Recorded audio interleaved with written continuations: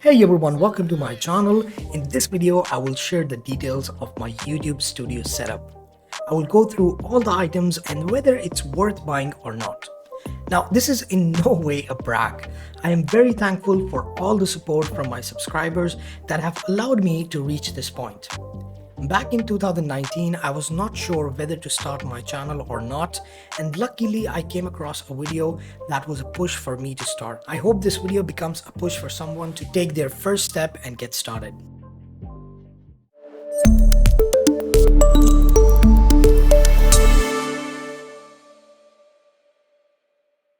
Before we look into my current setup, let's have a look at where did it all start. Back in 2012, I had a simple desk and a chair along with a laptop, speakers, and a projector. In 2015, I had a 3-laptop setup which was highly inefficient. In 2018, I bought a heavy-duty MSI gaming laptop, and this time around I had 2 monitors along with it. In 2019, I started my YouTube channel, so I rearranged the setup to accommodate easy recording. Then finally in 2021, when I got some traction, I decided to upgrade, and this time I took it up a notch. In 2022, I actually shifted, so I had to go back a few steps. Then finally in 2023, I went on creating the complete studio. So let's go ahead and have a closer look. All the links for the products will be in the description. If they are from Amazon, then they are affiliate links. Otherwise, they will be from the direct websites. Let's start by the dimensions of the studio. This is around 6.5 meters in length and 3.25 meters in depth, which is about 220 square feet area. So I have divided the studio into 4 sections. One is for relaxation, second is for work, third is for gaming, and the last one is for hardware. The relaxation section starts with a dining area for lunch and dinner. Then I have a massage chair for relaxing because working from home can be bad for your posture, especially when you are sitting for long hours. Moving on to the side, I have my painting which was generated by AI. Now, this was a gift from my wife. I have to say it is an excellent conversation starter. For the gaming section, I have a Philips Smart TV, which is 40-inch, and I use this for gaming as well as watching TV. It is mounted on a flexible wall mount, so it is quite easy to switch between the 2 modes. In terms of gaming, I'm not really a gamer, but I used to play games back in the day, but now I enjoy creating games more than actually playing them. But every now and then I still play racing games including Forza, Dirt Rally, and F1. The gaming console I use is an Xbox One, and this is connected to a Logitech steering wheel with a customized 3D printed parts to attach to a real size steering wheel. Here I also designed and 3D printed a handbrake simply because the one in the market for Xbox or PS4 is way too expensive. The gaming section also has a sofa in case I want to relax and use my laptop instead. I have 2 laptops. One is the MacBook Air M1, which is about $600. The second laptop I have is the Asus ROG Zephyrus GX701, which is a 17-inch monster with an i7 along with a 2080 Ti graphics card. Now this has a 144Hz IPS display. Now both of these laptops I have bought used because I prefer buying used laptops in good conditions rather than buying new ones, as it provides better value to money. Moving on to the hardware section, this is mostly about efficiency and getting things done. So here I create all the hardware projects like the robots, IoT, and DIY stuff. This area consists of 2 tables arranged in an L shape. The tables are pretty standard, nothing special. On the first table, I have a 3D printer. This is the Ender 3 Pro. I have had the privilege of working with many printers since 2013, but this by far is the best printer I recommend. It's surprisingly low maintenance. I have 2 organizers on this table, one containing electronics and the other contains bolts and nuts. I do have a simple collection of watches and rings, but nothing fancy here. Let's just put it this way. The most expensive watch I have is still the Apple Watch. Here I have a cutting machine as well, which comes in very handy in DIY projects. Coming on to the working area, I have organized the tools on a wall panel right above the hardware table, which allows very easy access when working. Now on this table, there is a PVC paper cutting mat which helps in keeping the table clean. On the table itself, I have placed some robots and cars as decor. I do intend to create a robot decor wall later on where I place these robots for display. And definitely I will add some lighting to that as well. Coming on to the tools area, it is divided into 4 sections as well. Here, the first section is for keychains. I like to collect them, God knows for what reason. Now, to hold them up on this organization panel, I designed and 3D printed some small hangings that just go in and get fixed. So do let me know in the comments, what do you think of this collection and what should I add next? Then in section 2, we have a relatively larger tools that are used less often. In section 3 and 4, we have the most commonly used tools. Some of these holders are customized, like the 3D printed battery holder that I got from Thingiverse.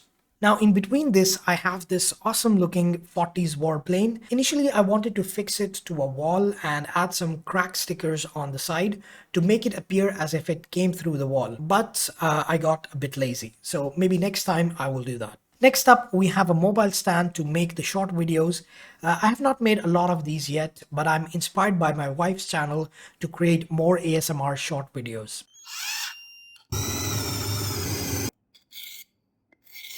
On the topic of my wife's channel, she just started a few weeks back. She set up her own working space, and as you can see, it's quite simple and straightforward. That is what I encourage people to do. Start simple and keep adding gradually. Do check out her channel. She does some amazing DIY artwork. Now coming to the main working station. This is where I do all my work, such as programming, creating videos, managing operations, and more. First of all, let's talk about the back wall. Here I have placed 45 black and red sound panels which look aesthetically pleasing and remove the echo from the recordings. I had to create a wooden structure along with foam to fix these to the wall without damaging the wall itself. Now for the main setup, I have an IKEA kitchen tabletop known as the Carby, which is quite common in YouTube setups. This is mainly because it is a solid piece of wood with a huge size of 186 centimeters in length and 63 centimeters in depth and 3.8 centimeters in thickness. This weighs almost 30 kgs. Now, this is an amazing tabletop which I highly recommend, but I do wish it was a bit deeper, around 80 centimeters and that it was available in white color as well. The tabletop is held on 2 LX Store units. They offer plenty of storage space and are very elegant with an amazing finish. The chair I'm using is the Red Dragon Spider gaming chair. This is a comfortable gaming chair, but I did add better lumbar support. Now for the elephant in the room, here is my PC setup. Let's go over the specs first. The motherboard is Asus Prime Series. The CPU is i9 12th generation 12900K. This is cooled by the Kraken X53 240mm liquid RGB cooling system, which is white edition. The graphics card is RTX 3080 Ti, which has 12 GB of RAM and 8.6 CUDA compute capability. This is the Founders Edition, and so far I have not seen a reason to get a cooling system for this. The RAM is 32 GB DDR Corsair Vengeance RGB Pro White Edition as well. And the power supply is Huntkey MVP 850 Gold, which provides around 850 watts. Coming to the monitors, they are quite basic with Full HD resolution and 60 Hz refresh rate. They are held together on a very sturdy metallic monitor stand. The fourth monitor here is an iPad Pro. This is something that is overrated as well. I did not see much use of this, so I put it up as a CCTV monitor. Coming onto the keyboard, I have a Apple Magic Keyboard with pneumatic keypad. I have used mechanical keyboards in the past, but this is far better. It is wireless, it has great battery time, and the best part is that it is so thin that it does not need any wrist support. The mouse I'm using is Logitech MX Master 3. This is the most popular mouse out there, but I don't see the reason why. I think it performs well, but does not provide good value to money. Now for the YouTube setup, I have a Veozen camera table stand that carries my mic, camera, lights, and the iPad. As a YouTuber, this is one of the best things you can invest in. It avoids clutter on the table and it allows minimal effort to start recording. So I definitely recommend anyone who is starting up to go ahead and get this. The camera I'm using is the Canon M50 with the standard lens. I did get a fancier camera lens, the Sigma 16 f1.4, but for my case, that was a bit of an overkill. The mic I use is HyperX Quadcast. The sound quality is good and it comes with different connectors, which allows easy connection to different mic stands. I do have a Yongnuo YN300 video light, but I hardly ever use this. Recently, I have been using a green screen to overlay myself on YouTube programming tutorials. For this, I use the Elgato green screen. This is quite easy to set up as it is portable. And the best part is that the green screen does not wrinkle, so it gives some good quality results. Now for the accessories, I have an Elgato Stream Deck. Even though it looks cool, I don't use it much. The fact that it is not wireless makes it a little less usable. I personally would not recommend this. Then I have a 3-in-1 charger for my phone, AirPods, and watch. So the idea behind this is that normally when you are working, you put your phone or devices on the table.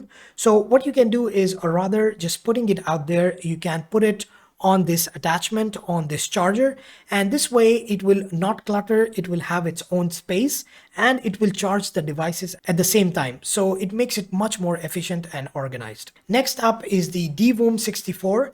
This is a pixel art display. This makes the space a little bit more lively and fun, and sometimes I also use this display to display my subscriber count, which acts as a motivational push. Coming on to the lights, I am using mostly Govee products, including their wall light, their light bar, and their light strips. For the table decor, I have a floating pot with a dinosaur in it, which looks like a dinosaur egg. Now, this is by far my favorite decor item. Then I also have a diffuser for adding a cool effect and some fragrance as well. And next to that is a simple Ferrari model. Other than that, I also have a 3D printed remote control holder that holds all the remotes, because there's a lot of systems that require remotes, and to put them all in one place just makes more sense. Along with that, I have a laser printer for printing some essential paperwork. The sound system I'm using is a 5.1. This is from a local brand. The quality, unfortunately, is not great, and I do intend to upgrade it later on. So there we have it, my complete setup. Now, I have come a long way, and thanks to all of your support, but the journey is not over yet. I will keep trying to improve the setup, making it more functional and aesthetically pleasing. So once again, I would like to thank every one of you that made this possible. And if you like this video, give it a thumbs up. If you loved it, share it with your friends, and I will see you in the next one.